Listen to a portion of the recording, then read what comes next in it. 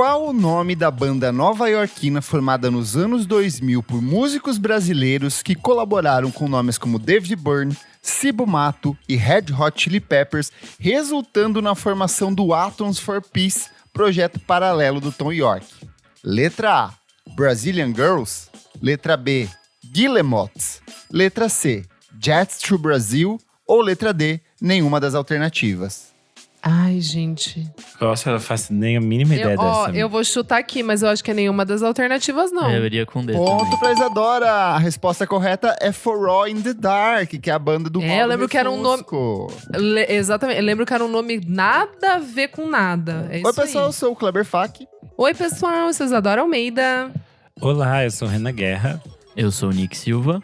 E no programa de hoje a gente vai conversar sobre o documentário Meet Me in the Bathroom, Me Encontre no Banheirão, adaptação do livro da Lizzie Goodman, que retrata a cena nova-iorquina dos anos 2000 e o surgimento de bandas como The Strokes, Yeah Yeah Yes e Interpol. Vamos falar sobre aquilo que a gente mais gosta, o indie dos anos 2000. Certinho, meus amigos? Certo. Muitíssimo. Mas antes, o que, minha amiga Isadora Almeida? Mas antes, a gente convida nossos ouvintes aqui a seguirem a gente nas nossas redes sociais. @podcast VFSM em tudo. Temos também o nosso Padrim. padrim.com.br/podcast VFSM. E a partir de R$5 vocês podem contribuir pra gente, né? A gente usa aqui no nosso TI, a gente usa nas nossas... gente, no daily, entendeu? nos nossos afazeres aqui. E aí, em vou cobrar contrapartida. ao vivo, porque em breve é pra rolar as camisetas que o Nick deixou de tocar. Isso. Tá Então, demorando gente, mais do que eu deveria mesmo, gente. Mas vai rolar. Vai rolar voltando aqui, ei, foco, que os ouvintes não precisam saber das intrigas pessoais aqui. A partir de R$5 vocês têm contrapartidas, pessoal. Vocês podem participar do nosso grupo fechado no Telegram. Vocês recebem os nossos episódios com muita antecedência.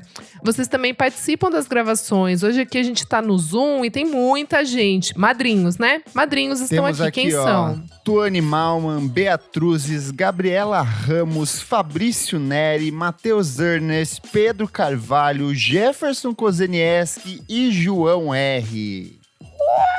Então, pessoalzinho, quem quiser participar, né, desses belos encontros, ajuda a gente aí a partir de R$5. E a gente também tem o nosso site, hein? Vamos falar sobre música.com.br. Vocês podem encontrar todas as dicas, tudo que a gente falou no episódio fica compiladinho lá, tá, amores? É isso. Perfeito. E eu e minha amiga Isadora Almeida tivemos um final de semana roqueiríssimo, né? Quanto rock! Enquanto rock cabe numa noite. Exato. Nós fomos ver o show do Death Heaven no Fabric, aqui em São Paulo. Um evento organizado pelos queridíssimos da Balaclava Records com a Powerline. A gente viu o show do Death Heaven, mas antes a gente teve uma surpresa que o Terra Plana foi a banda de abertura. A gente já comentou sobre o trabalho do grupo aqui em algumas edições. Nick Silva e eu gravamos uma edição do Por Trás do Disco com eles. E eu vou te falar que eu sai fiquei... na semana que vem. Exato, e eu vou te falar que eu fiquei bastante surpreso, assim, fazia muito tempo que eu não vi um show de shoegaze BR muito bem tocado, muito intenso, muito barulhento, do nível que eu tive que colocar os dedinhos no ouvido ali, porque tava muito alto, mas sério, a técnica tava excelente, os meninos mandam muito bem ao vivo, assim, eu fiquei bastante surpreso, e o público meio que abraçou, assim, logo de cara, até a Isa falou que tinha visto dias antes e achou muito melhor a apresentação que rolou ali, né? Super, exatamente, amigo. Achei, poeira cósmica, foi muito bom. Transcendi. Mas Transcendemos. A grande surpresa da noite foi Death Heaven. Eu perdi o show da outra vez que o pessoal da Monkey Bus trouxe, então eu tava muito ansioso porque eu sou apaixonado por essa banda e depois de ver o vocalista fiquei ainda mais apaixonado por isso. Gato demais. O cara tem 2 metros de altura, assim, e, putz, lindíssimo. Mas eu já sabia que ia ser um puta show, porque é uma banda que toca muito bem, então não tinha uma surpresa ali. Mas, cara, é impressionante ao vivo, assim, é muito, bom muito mesmo. forte, é muito impactante, musicalmente tava muito bom. A banda E como tava, foram as assim, músicas novas? Cara, Amiga, então, muito bom. Muito bom. Eu acho que foi a parte que a Isa mais gostou, né? Que a Isa ficou assim, meu Deus, o que tá rolando no começo? Mas quando começa os Dream Pop ali… Cara, muito bom. Porque assim, eu só conheço Death Heaven do Sam Baker. Tipo, eu nunca ouvi absolutamente nada fora desse álbum.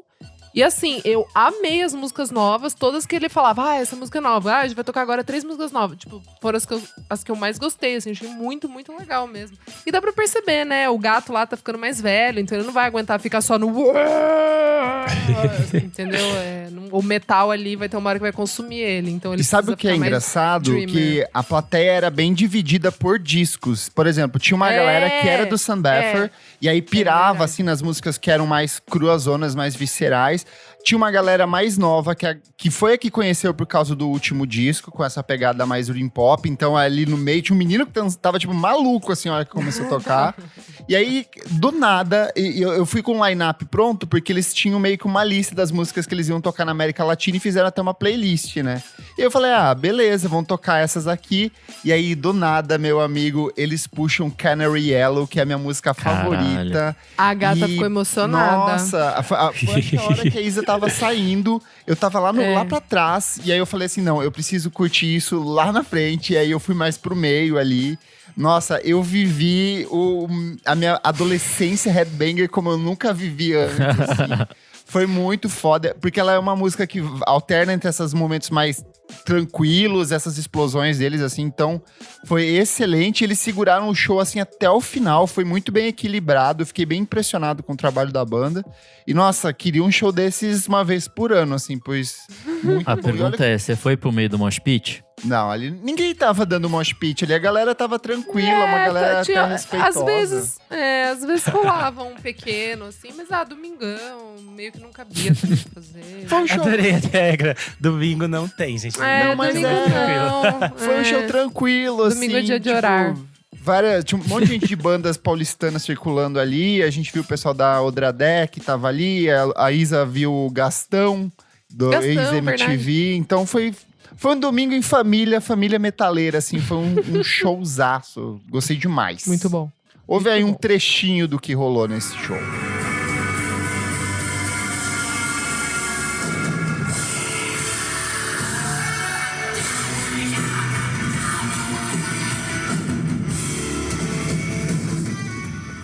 Mas vamos falar sobre música, meus amigos? Vamos! Bora! Em 2017, a jornalista e escritora Lizzie Goodman lançou o livro Meet Me in the Bathroom, Rebirth and Rock and Roll in New York City 2001-2011, com 640 páginas e mais de 200 entrevistas originais, incluindo conversas com Julian Casablancas, Karen No, James Murphy e Ezra Koenig. O trabalho pinta um retrato da cena nova-iorquina entre o final da década de 1990 e o início dos anos 10. Em 2022, Will Lovelace e Dylan Salfer, diretores responsáveis pelo excelente documentário Shut Up and Play the Hits de 2012, centrado nos acontecimentos que levaram ao encerramento das atividades do LCD Sound System, em parceria com Goodman, que atua como produtora executiva, lançaram nos cinemas o documentário Meet Me in the Bathroom. Só que, diferente do material original, o filme de 1h45 que chega agora para locação em diferentes serviços, foca apenas ali no comecinho do livro, cobrindo um espaço de tempo que vai de 1999 e até 2005. Então, no programa de hoje, a gente vai conversar um pouco sobre essa mudança adotada pelos dois diretores, voltar 20 anos no tempo para conversar sobre essa cena que foi tão importante, tão marcante para nós aqui no Brasil também. Isadora Almeida, você que foi a primeira que leu o livro e trouxe lá atrás como recomendação, o que você achou desse documentário aí? Ai, gente, vamos lá. Abre o coração, se não gostou, fica à vontade. Não, é mixed feelings, porque os primeiros 20 minutos eu fiquei super emocionada. Tipo, cada coisa que apareceu eu falava, ai meu Deus, é isso, eu amo eles são todos pra mim. E aí, ai meu Deus, eu vou fazer um fichário novo. É isso, eu vou fazer capa de novo de caderno e vou dar pras crianças da escola. Daí, tipo, foi passando o tempo e tal, e aí eu fui sentindo, tipo, que o ritmo do documentário tava bem diferente do que eu esperava, assim, que eu achei que eles iam seguir mais seguir mais a vibe do livro. Porque, assim, o que eu acho brilhante desse livro é que a Liz, ela consegue colocar as entrevistas intercaladas contando realmente uma história. Tipo, eu nunca tinha lido um livro assim, que são realmente trechos de entrevistas que vão, tipo, realmente tendo uma linearidade, assim, sabe? Isso que eu acho brilhante. Eu acho brilhante a edição desse livro. Tipo, ela fez 1 trilhão de entrevistas e ela conseguiu dar um ritmo, assim, bem muito denso, legal. né? É um cara, denso, mas ele flui de um jeito gostoso, é uma leitura boa. Exatamente. Mesmo que, isso que eu ia falar, mesmo que é um livro grande, com muito conteúdo, cara, você lê muito rápido. É meio bizarro, assim. E eu tenho super preguiça de ler livro, tá, gente? Eu não sou culta, infelizmente. E enfim, daí quando foi passando, assim, quando deu 1 hora de documentário, eu fiquei meio tipo, tá, mas e aí? Vai ficar só nessas bandas mesmo? E aí eu fiquei meio tipo, tá, mas eu queria ver outras coisas. E aí quando terminou o documentário, eu fiquei com um sentimento… Claro, eu amei ver ali tudo, trechos de entrevistas, de vídeo, de tudo deles, assim, que eu nunca tinha visto. Mas aí também, ao mesmo tempo, eu fiquei meio… Tá, esse documentário, pra uma pessoa que não viveu essa época, eu acho que ele é vago, assim, tipo, ele não traz muita informação. E pra uma pessoa que é muito fã, eu sinto que fica faltando também, sabe assim? Tipo, então eu achei ele meio… numa linha tênue, assim. Eu fiquei super emocionada quando eu vi, mas depois, quando eu fui pensando, tipo, a semana toda eu fiquei com esse… eu fiquei meio a semana inteira pensando, daí eu falei, cara, não sei se eu acho ele tão bom, entendeu? Mas enfim, fiquei super emocionada. Não sabia do Interpol, que eles queriam, tipo, absurdamente fazer, tipo, a banda virar, assim. Era uma coisa que eu não tinha esse ponto de vista. Eu achei que eles meio que foram só, né, galgando ali e conseguiram o contrato com a Matador. Mas enfim, não é muito assim. E, claro, super legal você ver Strokes ali na tela, qualquer coisa pra mim. Nossa, assim, o Julian tava lindo. Ai, maravilhoso. Ai, depois vocês perguntam o que aconteceu comigo. Foi isso, eu encontrei Jesus, entendeu, cara? Eu, assim… Ó, 2 comentários essa rápidos missa aí. aqui, ó, dos nossos ouvintes. A Beatriz falou, o livro é muito bom. Todo ano eu penso em ler de novo. E o Pedro Carvalho falou, esse gênero de livro é popularmente conhecido como história oral. Tem um chamado Please Kill Me, clássico, sobre o punk dos anos 70, nesse formato também, que é muito bom. É excelente, Please Kill Me. Tanto que a capa do Meet Me in the Bedroom do livro fala, Não, e fala também, alguém escreveu, Cita, é o Please Kill Me dessa nova geração. Nick Silva, você que trouxe essa recomendação há algumas semanas, e aí, como que foi assistir a esse documentário? Se emocionou?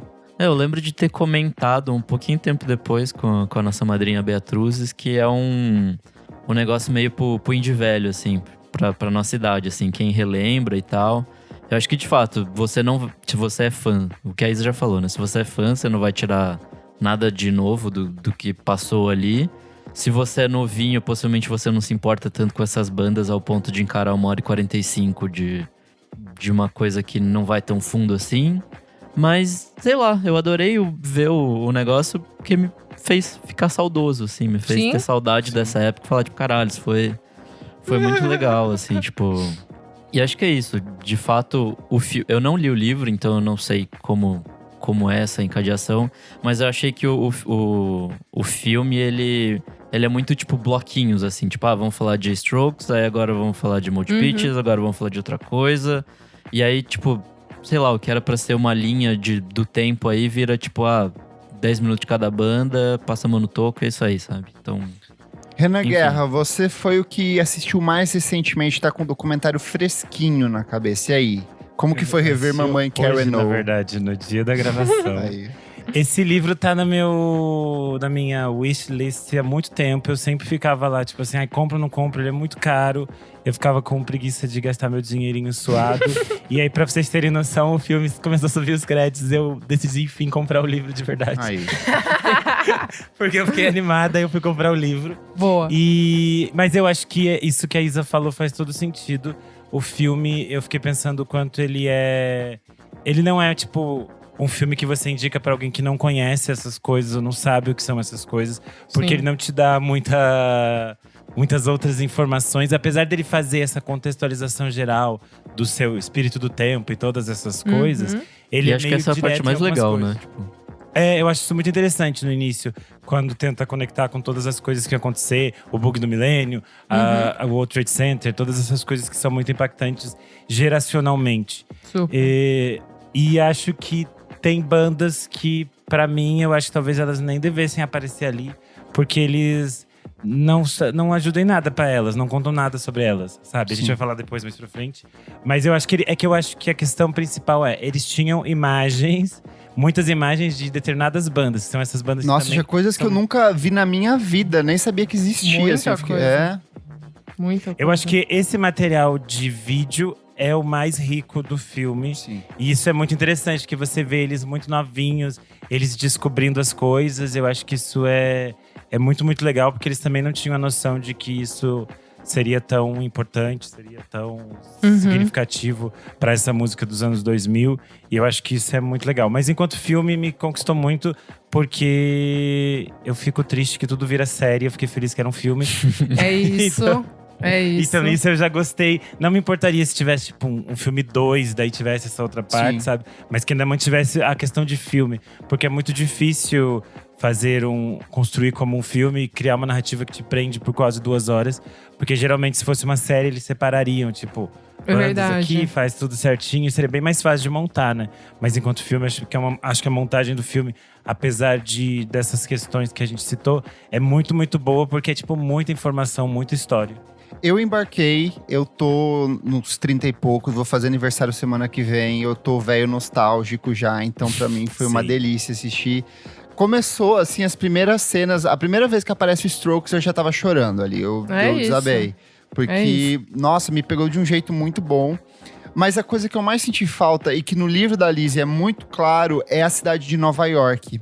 Eu senti que no livro a cidade de Nova York ela é um personagem constante porque tudo que Super. acontece ali é em decorrência da cidade. Porque a gente… eu não lembro, eles falam do bug do milênio, mas eles não citam, por exemplo, o Rudy Giuliani. E ele é uma figura importantíssima, apesar de ser um bosta, um lixo. Ele é essencial para que essa cena dos anos 2000 tenha se Se concretizado. forma, Porque ele é o cara que começa a acabar com esses bares clandestinos e esses galpões abandonados dentro da Sim. cidade de Nova York. Ele é o cara que tem tolerância zero com criminalidade. Ele começa a perseguir mendigo a nível do que o prefeito de São Paulo, do PSDB, faz de tempos em tempos aqui. Então, assim… Ele acaba com esses espaços que eram de entretenimento público para essas bandas novas que estavam surgindo. Por consequência disso, as pessoas começam a sair do centro de Manhattan e vão pro Brooklyn. Só que no documentário passa uma sensação de que o Brooklyn ele começa a ser ocupado depois do World Trade Center, quando não, as coisas já aconteciam no Brooklyn antes, né? Depois do World Trade Center vai ter a questão da gentrificação, que daí as pessoas de fato Sim. começam a ir pra lá. E esses são assuntos que são, pra mim, essenciais pra história do que tá acontecendo ali, mas que não são aproveitados em nenhum momento. No filme é só, tipo, muito rapidinho. Sim. No início eles falam Sim. sobre a questão dos aluguéis e lá no final eles vão puxar de novo esse tópico. Mas é meio que não tem uma linha do tempo que deixe claro essas mudanças que a cidade vai passando, né? E aí outra Super. coisa que me incomodou bastante foi justamente esse peso de dar as atenções para as bandas, assim. De maneira geral, eu sinto que eles focaram no que é mais importante, que são as principais bandas. A gente vai falar de Strokes, a gente vai falar de AAS, a gente vai falar da DFA. Ele vai falar das coisas importantes e aí acaba apagando algumas coisas que pra mim são muito importantes, que é, por exemplo, o The Walkmen, que não necessariamente era uma banda nova-iorquina, ela acaba se concretizando ali, mas ela vem de Washington, só que ela é super importante pra essa articulação, principalmente do Brooklyn, que tava rolando ali, e algumas bandas, elas aparecem tão rápido que não precisava então ter mostrado. O Liars, por exemplo, ele é… Cara, Sim. o Liars Ele é uma fundamental. nota de rodapé, assim, né? Tipo, Cara, eles aparecem numa cena, numa apresentação, tipo, meio que abrindo pro IAS. Porra, e a por música… causa da Carrie No só. É só por mas causa dela, assim, tipo. a Carrie No foi namorada do Andrew lá, Angus e não sei o quê. Tipo, a música Maps foi composta pra ele, assim. E eles tinham uma circulação, uma participação muito importante. Então, se é pra falar tão pouco, então já nem cita, sabe? E aí foca mais, dá tempo Não, de tela pras outras coisas. E, tipo assim, eu entendi que eles quiseram realmente pegar as bandas que, tipo, tem o DNA Nova York, tipo, tá, beleza, Sim. Interpol, tipo, tem até uma música chamada, né, New York City.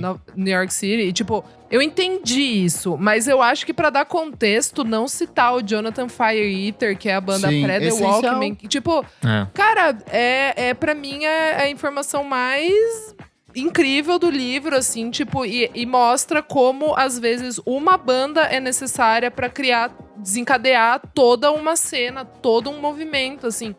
Então eu achei meio, tipo, tá, vou falar aqui do Strokes, Interpol, Yeah, Yes, TV on the Radio, Mold Pitches, Ryan Adams chato pra fazer a intriga, tipo, sabe assim?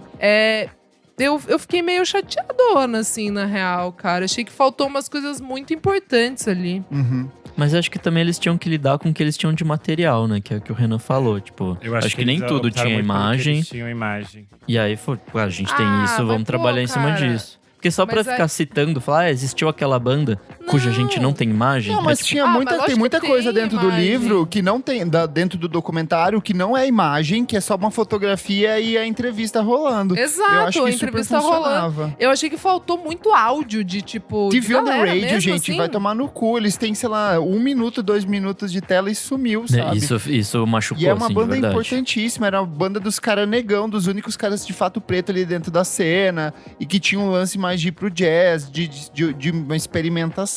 Eu entendo que, tipo, o boom do TV on the Radio vai ser ali em 2006, 2008, quando eles lançam Não é os com o discos. primeiro álbum, Mas eu acho que seria importante dar um pouco mais de visibilidade, né?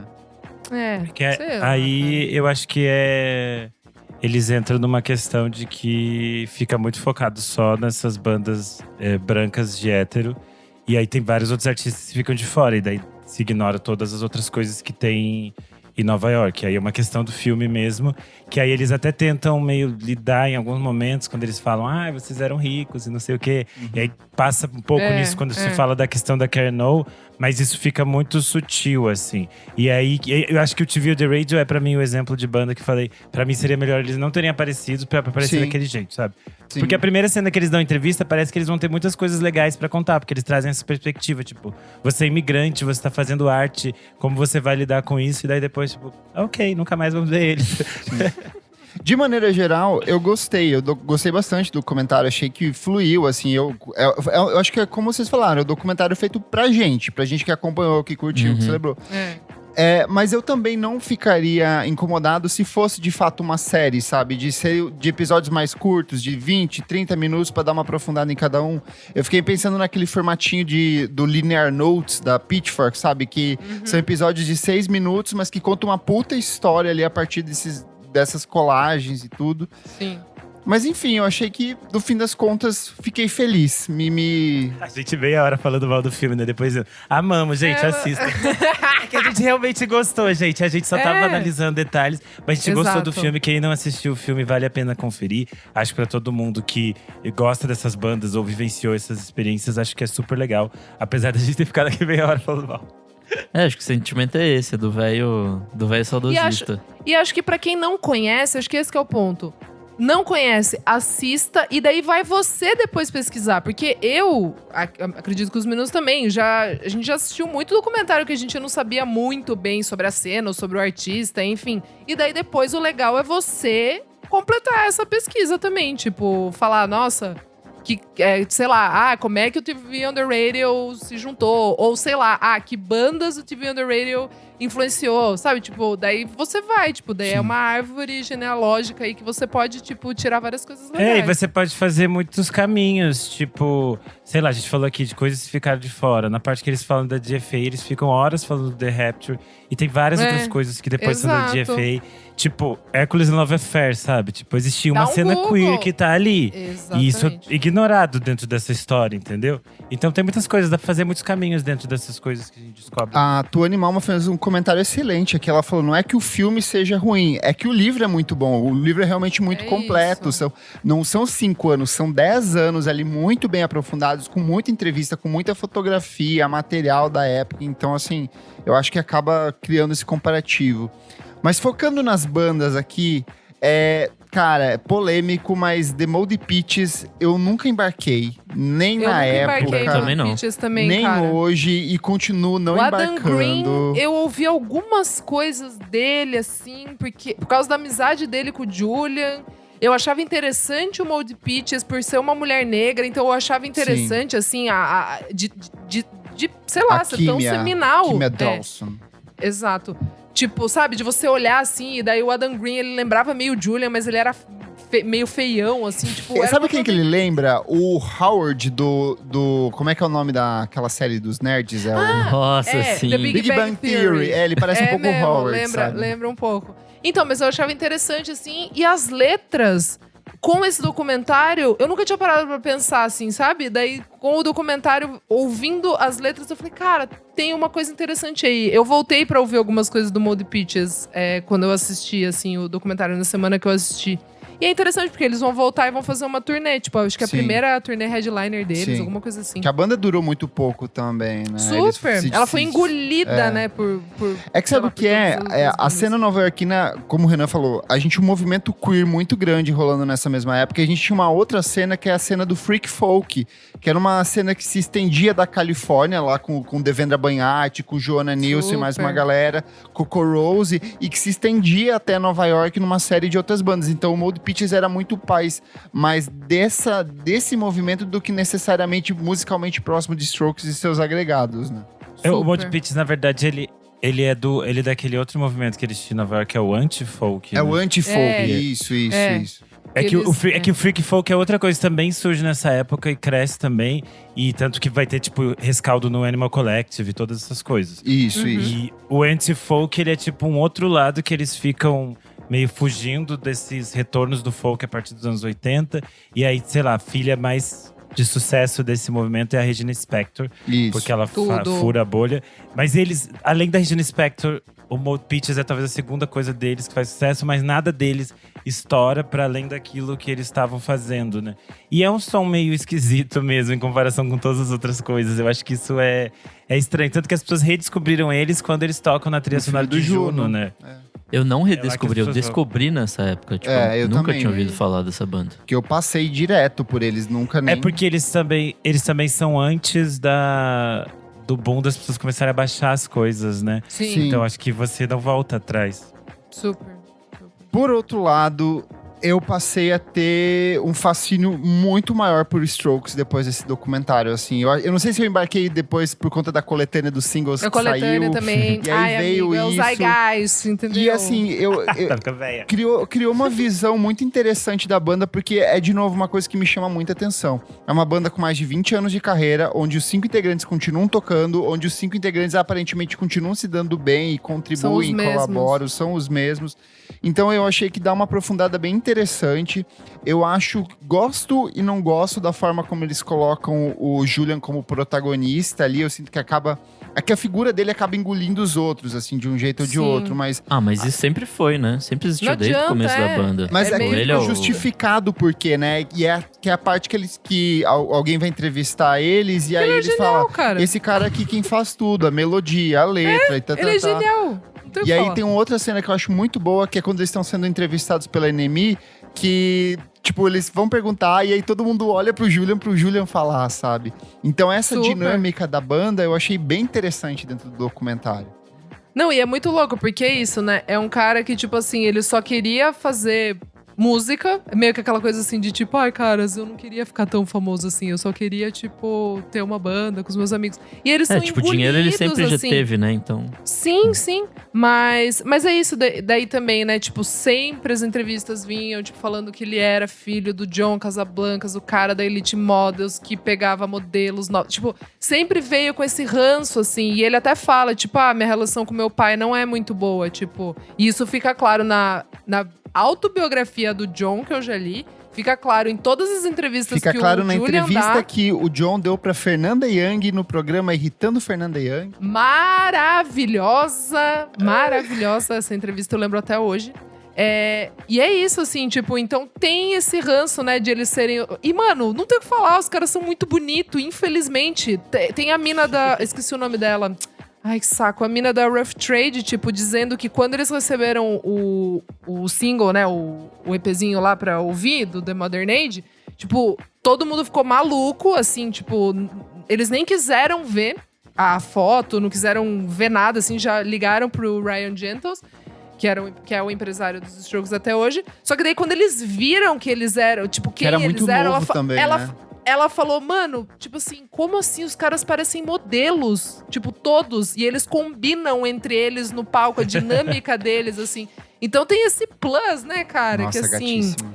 encanta demais, mas me incomodou né? um pouco o lance de fazer, o pobre menino rico. Porque, Mas, tipo… mas amigo, ele a vida…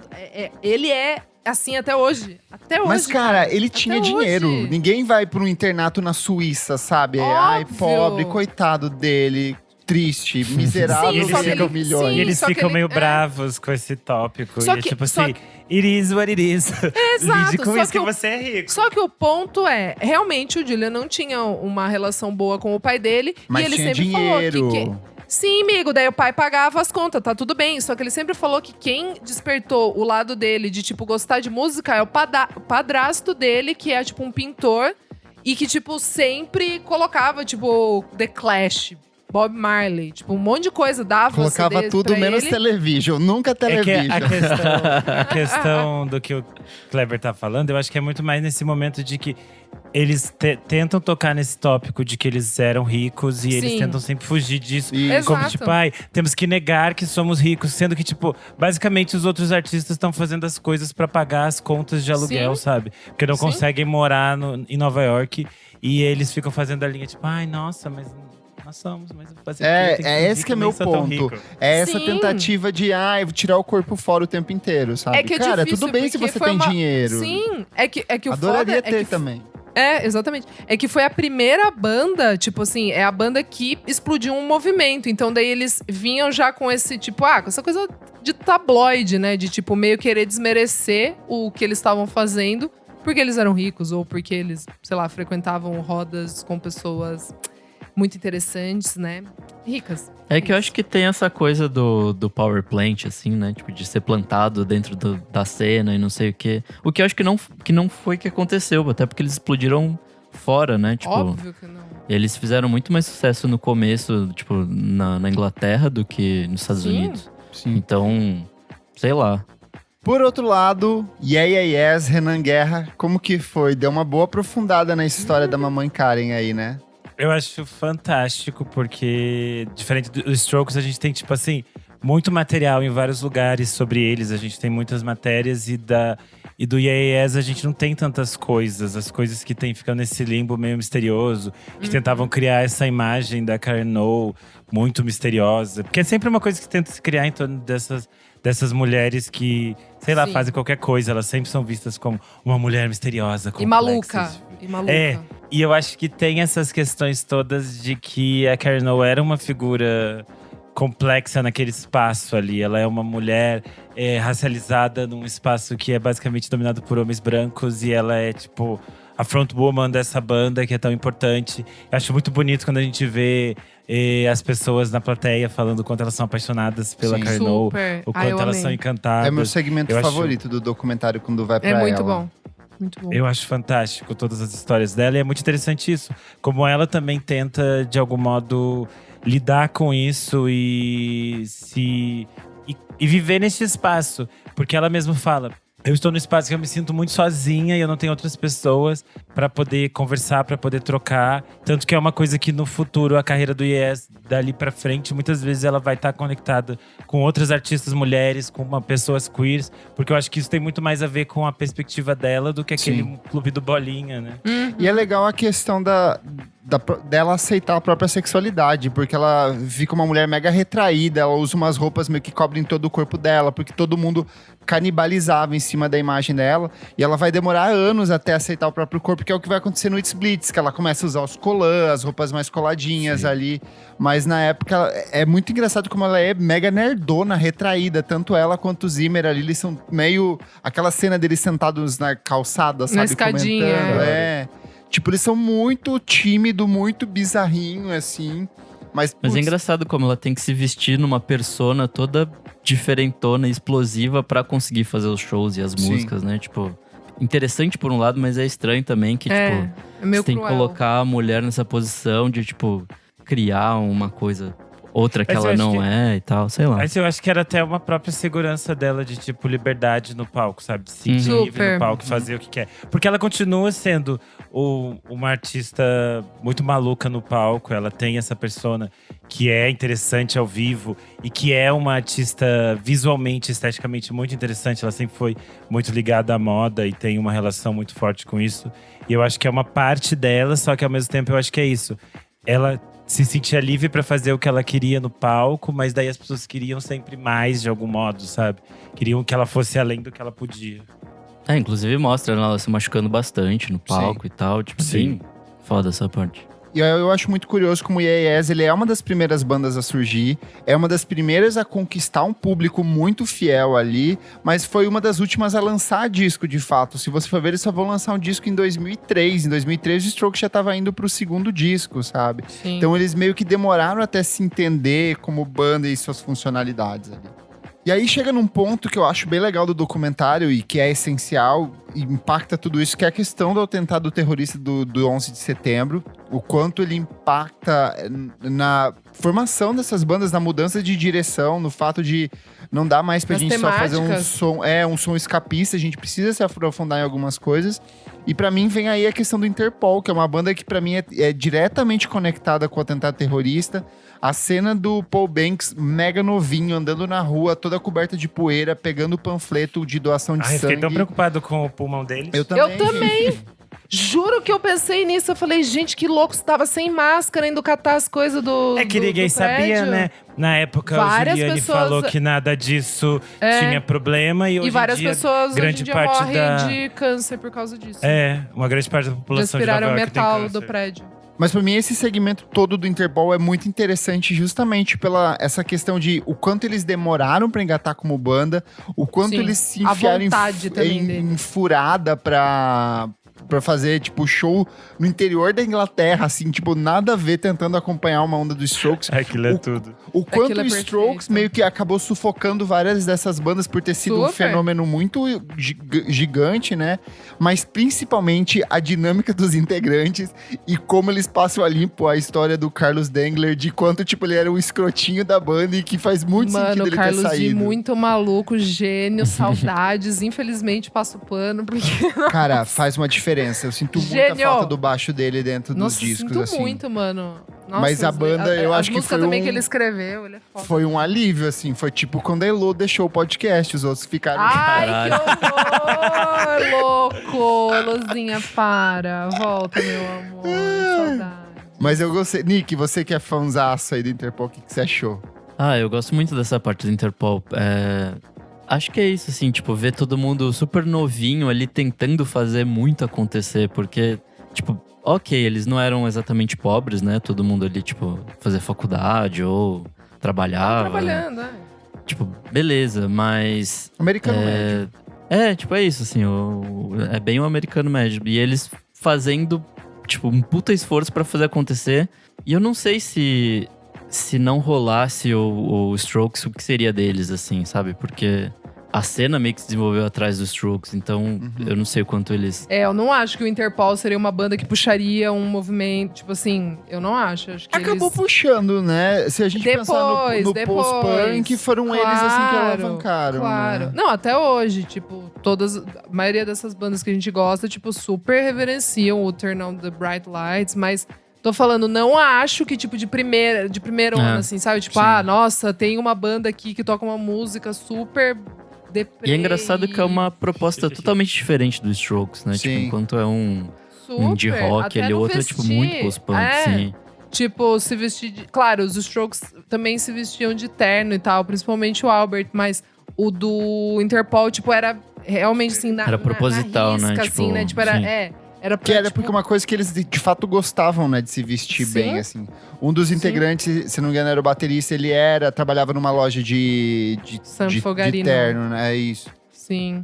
É que eu acho que isso também é importante pra eles se destacarem, porque tem uma hora que fala assim, em todas as bandas que copiaram os Strokes, aí aparece uma caralhada de banda que a gente que é velho até conhece aquelas caras, mas tipo assim, metade das pessoas nunca mais ouviu falar porque elas eram só um sub-Strokes, assim. Nossa, que mostra um monte de banda inglesa ali, tipo, que sumiu. Sim, que desapareceu pra sempre. Outro segmento que pra mim é muito bom e que me dá muita raiva é a do DFA Records, porque o James Murphy deve ser insuportável de chato. Ele me parece muito todo mundo conhece alguém que é um nerd desengolçadão, sabe? Aquele nerd gigante de 2 metros de altura que é meio todo troncho. E aí aquelas cenas dele cabeludo nos anos 90, cara, eu ri por Deus! É muito bizarro, porque ele parece aquele nenê cabeludo, sabe? Aquele nenê que tem muito cabelo na cabeça. Mano. Mas eu gostei da forma… É porque assim, eu sinto que o documentário anterior do LCD Sound System, feito pelos mesmos diretores, aprofunda um pouco melhor na história e tal. Mas eu gostei do conceito, faz sentido a construção do selo a partir de uma banda, e aí já puxa pra uma das minhas favoritas, que é o The Rapture. Mas de fato, como o Renan falou, assim, a DFA tinha um universo de outras coisas rolando ali, e mal raspa, né? Eu acho engraçado que ele é meio velho cansado da cena, assim, tipo… Enquanto ele tá formando a banda dele… Né? Ele é desiludido. Então. Ele só faz uma banda porque ele tá percebendo que as coisas estão funcionando ali. Porque eles produzem lá o álbum daquele cara e vê a necessidade de começar. Mas assim, deu pra ver. Mas ainda assim ele já tava meio de saco cheio, assim. Tipo, ele tava querendo muito fazer, mas tipo, tudo que envolvia… O processo, ele queria mandar. De sair. Ele queria mandar. Exato. Ele tipo assim, sério que não vai ter uma banda tão boa? Então vai ter que eu fazer. Sabe assim, Puta, era muito nessa energia, assim, tipo… vocês são incompetentes, né? Tá bom, então eu vou ter que fazer aqui uma banda. É muito isso, assim. Mas eu adoro a história da primeira vez que ele usa êxtase. Porque é engraçado, porque ele fica lá, tipo assim… Aí de repente ele usa êxtase e fica, eita! Muito Mas bom. ele é muito um nerdão. Ele é um cara aficionado por música, assim. Se você ouve Losing My Edge, ele faz uma história da música eletrônica numa música, ele meio confessando todas as coisas que ele gosta, sabe? Então faz um pouco de sentido. E no fim das contas, LCD fez antes, mas tudo bem. Não, beleza. Mas ele atualiza, né? Mas ele é velho chato mesmo. Isso fica claro a hora que ele descobre que as outras pessoas estão tocando as mesmas coisas. Exatamente. Ele pensa, só eu tinha esses vinis. Exatamente. Sim, gata, porque as pessoas têm algo chamado computador conectado à internet agora. Tem um negócio chamado Napster. Nossa, e é bem nessa época que existe ali começam a se falar dos hipsters, né? Então, tipo, ele é a personificação do que é um hipster, assim, tipo… E eu amo a passada que o The Rapture dá deles pra trás, assim, porque, de fato, eles produziram o disco, foi lançado pela DFA, mas quem fez o rolê do Rapture rolar foram eles próprios indo atrás de distribuidora, né? Porque o LCD Sound System, o James Murphy queria fechar num mundinho deles de lançar pelo selo X e Y. Tinha todo um conceito ali, não pode ser qualquer coisa lançado. No fim das contas, eles conseguiram fechar contrato ali e a banda rolou, né? Então, e que é um demais. puta disco, inclusive. Gente, TV on the Radio praticamente não existe, né? No documentário, assim, é muito triste. Mas mas pelo menos falaram, sei lá, tipo, né? eu fiquei com esse sentimento, assim, pelo menos falaram. É que eu fiquei muito com a sensação… É que eles queriam mostrar, olha, também tinha negros aqui. Aí eles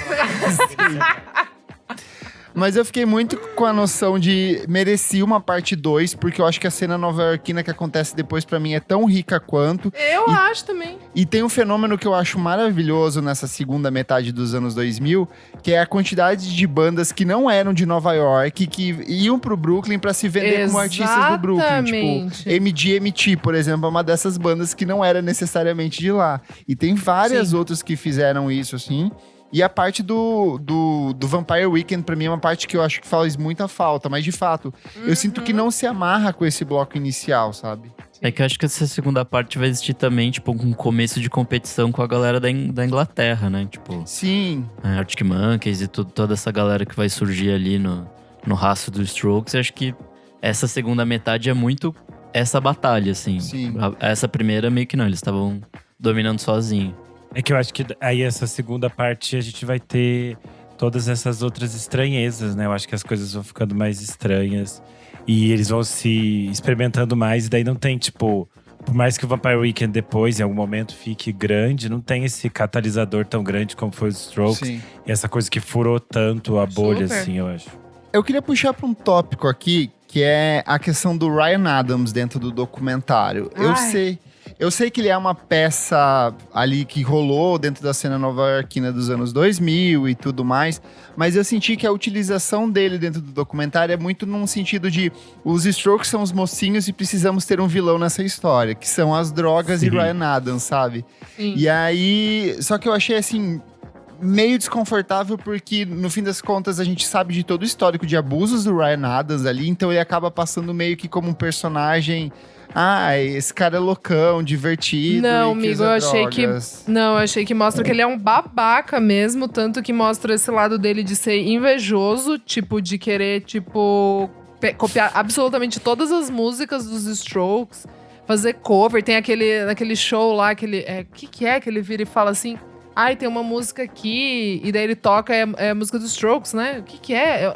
É uma cena bem ridícula, Last assim. Night, eu acho. Que eu achei meio como então... uma postura do roqueiro descolado, que vai... então, eu acho que é isso, Isa. A gente que já conhece ele, sabe já de todas consegue as colocar, coisas. entendi. Só que a gente já vê com essa leitura. A gente que é fã da Minzy Moore… Eu suporto ele. Agora, eu acho que quem não conhece o Ryan Adams passa só essa ideia de que ele é tipo assim…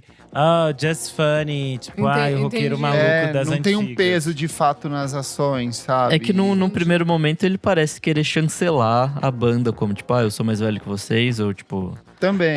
Eu tenho mais sucesso que vocês e aí vou levar vocês na minha bota aqui. Mas é exatamente o contrário, né? Exatamente. É que, de novo, eu sinto que perde um tempo enorme em cima dele ali nesse ato final do filme, que podia ter sido melhor aproveitado com o Liars, que podia ter sido aproveitado posso falar com uma o TV coisa? Radio. Pra mim, me parece um pouco de uma justificativa por que os Strokes quase acabaram e por que os Strokes quase, tipo… E por que os Strokes ficaram tanto tempo sem gravar, tipo… É por causa disso, assim. Porque então, é a narrativa dos mocinhos e do vilão. Meio, tipo, justificando, assim, as merdas e o que aconteceu, assim, nos Strokes. Agora, porque eu lembro… seremos amigos para sempre.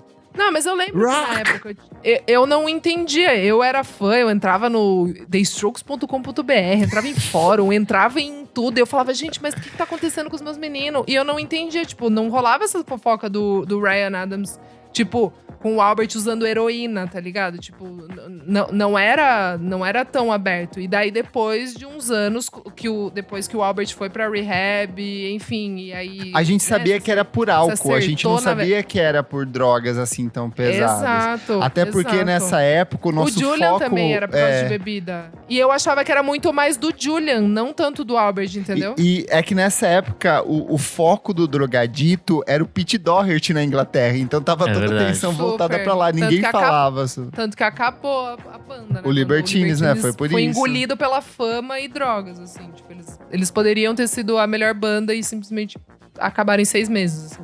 Vocês acham que renderia uma parte 2 ou não? Vocês assistiriam uma parte 2 2005, eu assisto 2011? qualquer coisa. Eu com certeza assistiria. Mas eu tenho medo de ficar ruim. Eu acho que essa segunda parte talvez não seja tão interessante pra contar como, tipo… Que, sei lá, primeiro, tipo, como aconteceu um movimento e tal, não sei o quê. Aí a outra, tipo, isso aqui é só a segunda parte de um movimento. Sei lá. Acho meio Adorei estranho. essa explicação. Eu acho que faria sentido se a cidade se transformasse num personagem mais importante. Que é isso que você falou, sabe, Cláudio? Sim. Eu acho que se tivesse mais claro essas questões de como o Brooklyn é gentrificado nos anos 2000, de como as pessoas negras, por exemplo, são… muitas vezes tem que mudar do Brooklyn porque essas pessoas vão todas pra lá. Eu acho que isso seria muito importante. Como outros artistas de outros universos começam a ganhar espaço, que aí a gente tá falando de pessoas racializadas, de pessoas queers. Eu acho que a gente poderia ter essas outras coisas que surgem, sabe? Mas aí eu acho que é mais difícil ainda de amarrar, entendeu? Porque é mais complexo. Porque aí a gente não tem esse catalisador que eles tinham aqui, que era o Stroke, sabe? E aí é difícil. E acho que são mais nomes também. Sim. Que aí eles pulveriza ainda mais o rolê. Outra coisa que eu senti um pouco de falta é assim, eles até tentam dar um contexto político-social ali no começo do comentário, vai pro negócio do bug do milênio, a virada do século, pipipipopó. Mas eu senti falta de um contexto cultural, sabe? De meio que cravar, putz, teve o Velvet Underground, teve o Sonic Youth, tudo isso meio que é um catalisador pro que vai acontecer lá na frente, sabe? E meio que Mas acho que apaga. eles chegam a citar um pouco, tipo, o CBGBs e toda aquela cena, assim. É muito pouco, mas... É bem falando, tipo, passando, assim, aconteceu. eu senti falta desse aprofundamento, sabe? É que eles só fazem a linha, tipo, MTV tá ruim, as coisas que a gente gosta não tocam na MTV, e Nova York morreu. O que era meio que um fato do final dos anos 90, né? Super, super. Sabe uma coisa que eu achei muito legal? Que esse eu fiquei emocionada realmente, assim. Já falei pra vocês, né? Que se eu pudesse voltar no tempo, show eu gostaria de ter da ido do MTV. $2 Bill. Do Tudo. $2 Bill. Gente, eu fiquei em choque. Tem até cena do Roman Coppola, tipo, dirigindo na sala, tipo, de direção, assim. O Julian super, tipo, ai, que saco que a gente vai ter que fazer Puto um da especial cara. pra MTV. Tipo, ai, que boring do caralho. Eu nunca tinha outra visto coisa, esses bastidores. Nunca tinha visto. Não, acho que nunca nunca foi tinha visto. lançado, né? Não, Porque pra não. mim era só a visão do palco ali. Deve ser arquivo pessoal do Roman Coppola. E eu achei muito legal também que o filme do Elvis, né, que eu contei, tipo, que tem a gravação lá do especial de Natal, entre aspas, que o Elvis vai fazer. E toda a estética do $2 Bill dos Strokes é baseada nesse show do Elvis e eu não sabia também. Então Sim. foi, tipo, meio assim, uau! Descobri muitas coisas esse ano sobre esse especial, que é o meu favorito da vida. Tudo. Fechamos, meus amigos. Falamos sobre Meet Me in the Bathroom.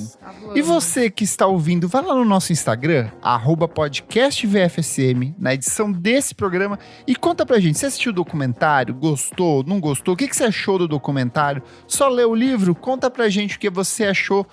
Qual é a sua banda favorita aí dos anos 2000? Conta pra gente, que nos comentários da próxima edição a gente lê certinho aqui. Vamos pro próximo bloco do programa, Não Paro de Ouvir.